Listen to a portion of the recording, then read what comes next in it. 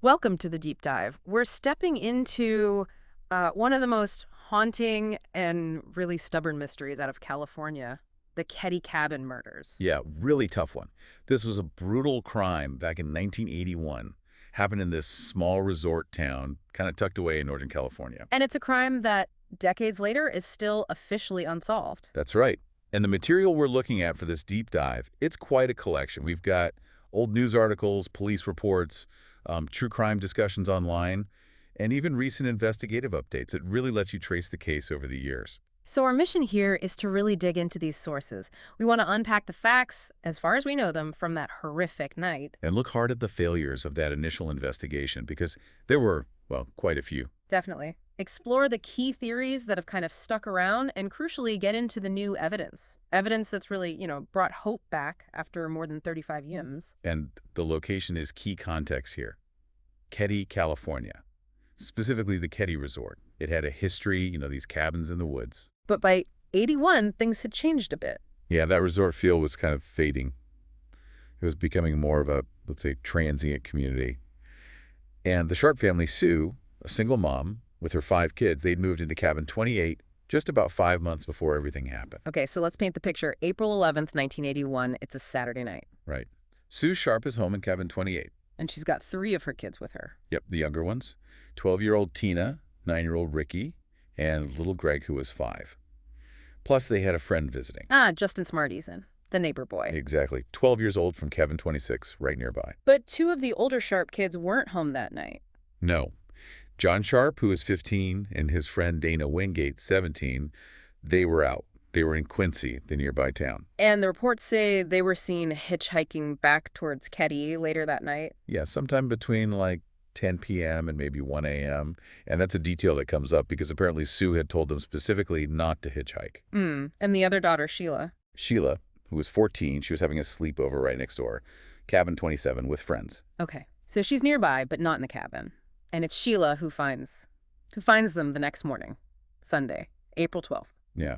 She comes home to get ready for church, and she walks into, well, an absolute nightmare. She found her mother, Sue, her brother, John, and John's friend, Dana Wingate. In the living room. They were partially covered by a blanket. Just horrific. And the crime scene itself, the sources describe it as incredibly brutal. Meticulous, almost. Utterly brutal. The victims were bound, hands and feet. They used electrical wire and medical tape. Medical tape. Yeah. And the sources specifically note that Sue's bindings were, like, exceptionally tight. And the weapons. It wasn't just one thing, was it? No, multiple weapons. Hammers were definitely used. One theory is that an imprint on Sue's head actually matched the butt of an 880 rifle stock. Like, they used the rifle as a hammer, or a hammer made that shape. It suggests a hammer blow. So forceful, it mimicked that specific shape. Maybe the hammer was that rifle butt or just a specific type of hammer. And knives. Lots of knife wounds. Including one from the kitchen. Right, a steak knife from the Sharp's own kitchen. Used with so much force, the blade actually bent backwards like 25 degrees. God. The injuries. Just savage. Repeated head blows with hammers. Multiple stabbings. Sue and John both had their throats cut. Dana was also strangled manually on top of the stabbing and head injuries. And the blood. It was mainly contained to the living room. Mostly, yeah. Significant amount on the walls, furniture, clearly indicates that's where the main attack happened. But there was a small amount of blood found on Tina Sharp's bed sheets. Which is chilling, given she was missing. Exactly. And maybe the most unsettling part, the 3 kids in the other bedroom, Ricky, Greg, and Justin. They were unharmed. Physically, at least. Physically unharmed. And they apparently slept through the entire thing. How is that even possible with that level of violence? And neighbors just 15 feet away heard nothing either. It's one of the biggest, strangest questions in this case. That silence. It just doesn't seem to add up. And you mentioned Tina Sharp, 12 years old, was missing. They didn't realize that right away. Apparently not. Yeah. The sources suggest it actually took investigators several hours to fully grasp that she wasn't accounted for in the cabin. Wow. Okay, so that brings us to the initial investigation. Plumas County Sheriff's Office handling it first. Right. And this is where, looking back through these sources, you see a lot of criticism. A lot. How bad was it? What kind of failures are we talking about? Well, quite critical, might be putting it mildly. The sources talk about really significant failures right from the start. The evidence room, for instance, described as being in disarray. Not good. Not good at all. The original case history log, the basic record of who did what and when it's just missing, gone. Completely missing. How does that even happen? That's the question, isn't it? And some evidence bags were apparently never even opened. Items weren't properly logged or secured, just basic stuff. It sounds chaotic. Did the sources give any reason why? Lack of resources? Training? They touch on possibilities. There's mention that deputies who actually knew the community, knew the people, had their leads ignored by the higher-ups running the case. And the state DOJ got involved. Yeah, the California Department of Justice took over, but their handling, according to these critiques, wasn't much better. Ineffective is a word used. Particularly with interviews. Yes, especially interviews with key suspects, like Martin Smart and John Boubade, the neighbors, described as really half-hearted, asking easy, almost leading questions, not following up when things didn't make sense. And Boubade. They treated him differently. Yeah, apparently with undue deference is the phrase used, because they mistakenly thought he was a retired cop, which he absolutely was not. And they didn't check that. That seems fundamental. It really does. A massive oversight. And adding to the strangeness, the sheriff at the time, Doug Thomas, he resigned pretty soon after the murders. The sources don't say exactly why he ended up selling insurance. Okay, so early on, what were the main theories? Who were they looking at? Well, one initial thought was maybe John Sharp and Dana Wingate led the killers back, from hitchhiking. Or maybe they walked in while it was happening. Plausible, I guess. But the main focus pretty quickly zeroed in on those neighbors from Cabin 26. Marty Smart and his friend, Severin John Bo Boubade. Right. Marty Smart was Justin Eason's stepfather. Correct. And he had a reputation. Sources say violent temper, history of abusing his wife, Marilyn. And Marilyn left him right after the murders. The very next day, which, speaks volumes. And there was something about a hammer Marty lost. Yes, a really crucial detail. Marty told investigators he'd lost a hammer shortly before the murders. Remember that. It becomes important later. Okay. What was their alibi? Marty claimed he, Marilyn, and Bo were at the local bar that night. He even said they saw two suspicious guys who looked like him and Bo, which is odd. Very odd. Did Marilyn make that up? Not entirely. She later said she was actually asleep when Marty and Bo came back from the bar the second time. So, inconsistencies right there. And Bo sounds like he was just lying outright. Pretty much. Lied about being a retired cop, lied about his relationship to Marilyn, claimed she was his niece, they weren't related, and lied about how long he'd been in Keddie. Said a month, it was only 12 days. And the investigators just let that slide. Apparently so. The sources really hammer on the fact that the DOJ detectives didn't challenge these clear lies. Now, Marty Smart passed a polygraph test early on, didn't he? April 17th. He did, yeah. Administered by the DOJ. But polygraphs, Yeah. they measure stress responses, not truth itself. Their reliability is always debated. And didn't he later say something about beating it? Exactly. Sources mentioned that years later, Marty allegedly told his therapist that beating the polygraph was easy, which really highlights the limitations of relying too heavily on those tests. Okay, what about the kids who survived? Ricky and Greg. They consistently said they slept through everything, never wavered from that. And Justin Smartieson, his story changed. Yeah, Justin's accounts were inconsistent over the years. Sometimes he said he saw the killers, described them. Other times, he said it was just a dream he had. But his DNA was found at the scene, separate from him just being there. Yes, that's significant. Yeah. His DNA was found on the outside doorknob of the bedroom where the boys were sleeping. Suggesting maybe he did get up, saw something. It strongly suggests that possibility. Yeah. That maybe he woke up, opened the door, saw something horrific, and then went back into the room. Then there was the hypnosis session with Justin, supervised by Sheriff Thomas. How reliable is anything from that? It's really questionable. This is about a month after the murders.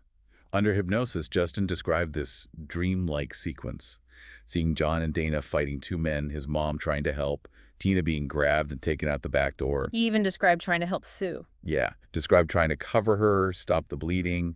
And he gave descriptions of two men, late 20s, early 30s, gold-framed sunglasses. One taller, blondish hair, a mustache. The other shorter, greasy black hair, maybe clean-shaven. But the sources caution about this hypnosis. Heavily. They point out the transcript shows the adults, Sheriff Thomas and the psychologist, were prompting him. And the details he gave could easily have come from news reports or just town gossip he'd overheard. Hypnosis is really controversial for memory recall because of that risk of suggestion. So after all this, the initial investigation kind of fizzles out. Tina's still missing. The case goes cold. For 3 long years, basically nothing. until April 1984. When Tina's remains were found. Yeah, tragically. A bottle hunter, someone collecting recyclables out in the woods, found a child's skull and some bones near Feather Falls in Butte County. Which is quite a ways from Keddie. Oh, yeah, about 80 miles away. Yeah. A remote spot. Suggests whoever put her there really wanted her hidden. And they confirmed it was Tina. Yes. By June 1984, using dental records, it was definitively Tina Sharp. And then there's that weird anonymous phone call. Right after the remains were found, someone called the Butte County Sheriff's Office, anonymously, and basically said, hey, those remains you found, they might be connected to that missing girl from the Keddie murders. But that call wasn't in the original Keddie file. No, that's the wild part. It was found years later on a tape recording in the Butte County files during the cold case review. It suggests someone out there knew something about both the murder and where Tina's body ended up. So how does a case cold for decades, riddled with problems, how does it suddenly get a second wind? It really picks up steam starting around 2013, and that's largely thanks to the new Plumas County Sheriff, Greg Hagwood. He had a personal connection to it. He did. He'd lived near Keddie, even stayed in cabin 28 at one point, apparently. And he knew Johnny Sharp and Dana Wingate, so for him, it was personal. Plus wanting to give answers to the family, like Sheila, and restore the department's credibility. And he brought back someone who'd been sidelined back in '81. Exactly. Mike Gamberg. Gamberg was a deputy back then, knew the victims, but was kept off the case. He felt his leads were totally ignored. So Gamberg came back to basically restart the whole thing. Pretty much. Hagwood brought him back specifically to work this case full-time. Gamberg described the original investigation like a shotgun blast, noise and activity, but no focus, leads scattered everywhere, nothing followed up properly. And he started by just digging through the old files. He did, Okay. tackling boxes and boxes of neglected files and evidence. And it was during that meticulous review that he started finding things overlooked or just completely mishandled the first time around. And this is where the really significant new evidence starts to surface. This is where it gets really interesting. First, that anonymous call recording from '84, found in an unopened envelope. Unbelievable. Right. It got sent to the FBI for voice analysis to compare against known persons of interest they'd interviewed back then. Okay, what else? The hammer. The hammer? Yes. Found in 2016 in a pond near Keddie. And sources say it matches the description of the hammer Marty Smart claimed he lost right before the murders. Coincidence. Or deliberately hidden. Investigators strongly believe it was deliberately placed there, probably years ago, to hide it. It's been sent off for DNA analysis, of course, hoping for trace evidence. And a knife, too. Yep. A hunting knife was also found in some debris in Keddie during these renewed searches, also sent for analysis. But the biggest development, scientifically speaking, has to be the DNA, right? Technology they just didn't have in '81. Absolutely huge. DNA tech is night and day compared to back then. And they found DNA matching a living person of interest. Where? On a piece of that medical tape used to bind the victims. Wow. And they know who this person is. They've identified this individual, yes. Yeah. And they know where they are today. Justin Eason's DNA was also found on tape, but that wasn't exactly new info given he was there. The key is this other living person, identified through modern DNA. That changes everything. It shows how old evidence, re-examined with new tools, can crack things open. It's a game changer for cold cases. Forensic DNA, maybe even using genetic genealogy, depending on how they found the match, can point fingers decades later, even if the person was never in a criminal database. And revisiting old leads, talking to people again, that yielded results too, even about suspects who are gone. Definitely. About 10 years after Marty Smart died in 2000, his former therapist came forward. And said what? Said that years before, during therapy, Marty had confessed. He allegedly admitted to killing Sue Sharp. Just Sue, not the others. He apparently only claimed responsibility for killing Sue. Said it was because she was encouraging Marilyn to leave him. And he supposedly bragged about how easy it was to beat the polygraph. Can a therapist even reveal that? Confidentiality? There are limits. Yeah. Confessing to past violent felonies like murder often falls outside strict confidentiality rules, allowing the therapist to report it even years later. And there's a letter, too, from Marty to Marilyn. Yes, a really chilling letter was found. Marty wrote to Marilyn, and the quote is something like, "I've paid the price of your life, and now I've bought it with 4 people's lives. You tell me we are through. Great. What else do you want?" 4 people's lives? That seems pretty direct. Investigators think it was overlooked initially. Some sources try to argue maybe he meant leaving his family, but 4 people's lives right after a quadruple homicide. It's incredibly damning. Hard to see it any other way. And there were even whispers about a connection between Marty Smart and the original sheriff, Doug Thomas. Yeah, the sources mention that. An alleged statement from Smart claiming he and Sheriff Thomas were friends, and that Thomas even let him live in cabin 28 once. If that's true. If true, it raises serious questions about the impartiality of that initial investigation, doesn't it? No. Why certain leads involving Smart or Boobeed might have been downplayed. So, with all this new evidence, this new perspective, where do Hagwood and Gamberg stand now? What's their current thinking? They are pretty convinced now this wasn't just two guys acting alone that night. They believe more than two people were involved in the, quote, totality of the crime. Meaning the murders, the cleanup, getting rid of Tina. Exactly. The murders, the cleanup attempts, disposing of evidence like the hammer, and definitely Tina's abduction and taking her body 80 miles away. They think a handful of people who fit those roles are still alive today. A handful. And they have leads on who? Sheriff Hagwood has said publicly they've identified at least 6 living persons of interest. People they believe, at the very least, have firsthand knowledge and maybe, at most, actually participated or helped cover it up. Okay, motive. What does this new investigation suggest? Why attack Sue Sharp, John, and Dana so brutally? The strongest theory now, especially with that alleged confession, points to Marty Smart targeting Sue specifically because she was helping Marilyn leave him. And his known temper fits that narrative. Absolutely. His violent temper is seen as a major contributing factor. But what about all the online talk over the years? That Tina was the real target. Yeah, that theory persists, especially in online forums. Maybe sexual assault, or there was that unverified rumor about a potential pregnancy, maybe needing to silence her to hide paternity. But investigators are skeptical of that. They seem to be. They point out, Tina was often alone outside. If she was the only target, why the bloodbath inside? Why kill 3 other people? It suggests the primary target was likely Sue, or maybe the confrontation started when John and Dana came home. And the drug angle? Any truth to that? Investigator Gamberg seems to dismiss that pretty strongly, at least regarding Sue Sharp. He described her as quiet, focused on her kids, not into drinking or drugs, pushing back against those early rumors. So what has this case, this long wait for answers, done to the community, to the family? It's cast a long shadow. Keddie itself declined significantly after 1981. Cabin 28 was torn down in 2004, maybe trying to erase the physical scar. And for Sheila Sharp, the other surviving kids? Unimaginable. Decades of trauma, of not knowing. But this new investigation, the real progress, it has brought hope.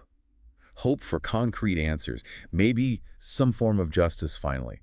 Sheriff Hagwood talked about the opportunities just stolen from these victims and their families. It's also interesting how online communities, amateur detectives, have played a role. It is. Hagwood actually acknowledged them, said they help keep cases alive, critique past failures, and sometimes even surface details or connections that investigators might look into. They can spot timelines or links sometimes. And Hagwood himself seems absolutely determined to solve this. Oh, completely. He calls it unfinished business, something completely unacceptable to leave unsolved.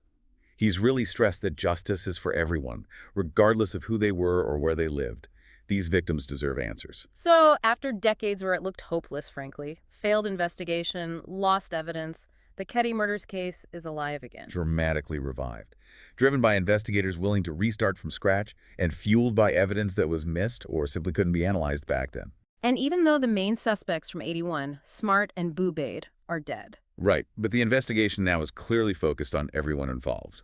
The crime, the cover-up, disposing of Tina's body. The goal is clarity, accountability for anyone still living, and finally, maybe some truth and closure for the family after more than 40 years. It makes you think, doesn't it? The story of Keddie, the failures, the silence, and now the slow, painstaking work bringing pieces back together. What does it really tell us about persistence when things seem impossible, about the weight of those unanswered questions on families, on a whole community, and maybe, just maybe, it shows that truth can still claw its way out of the past, even when all hope seems lost.